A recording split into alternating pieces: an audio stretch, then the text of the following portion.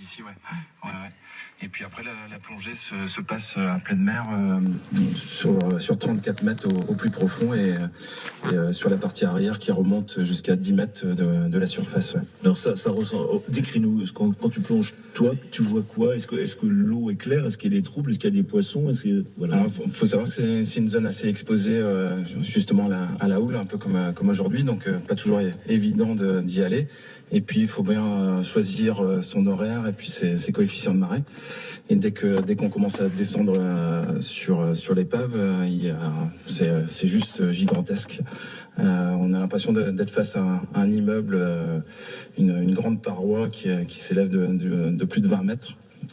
Contrairement à ce que les gens attendent sur une épave, c'est de voir du poisson.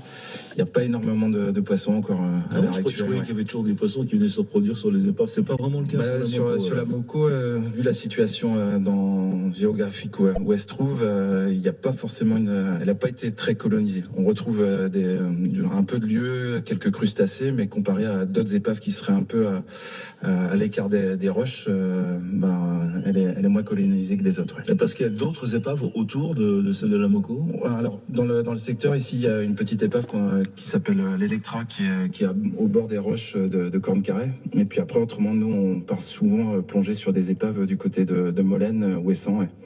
Et là, on les a retrouvés. Quel type de bateaux? C'est des épaves de la première, deuxième guerre mondiale. Des bateaux de guerre, des bateaux militaires, là. Soit des bateaux militaires, soit des cargos, en fait, qui ont échoué sur des roches, un peu comme la Moco, ouais. Puisqu'à l'époque, ils n'avaient pas tous les moyens de GPS et autres pour naviguer. Et en se faisant prendre dans des temps de brume, il y a eu des péripéties, ouais. Et d'autres catastrophes moins connues que la Moco Cadiz, mais avec des épaves très intéressantes à faire. Ouais.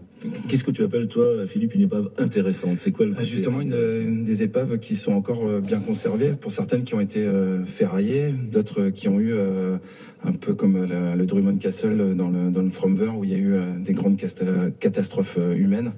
Et puis surtout, comme je disais auparavant, des épaves qui sont très colonisées au niveau poissons, lieux, tacos, qui sont vraiment très belles à voir et on peut retrouver de belles tailles de crustacés, homards et autres.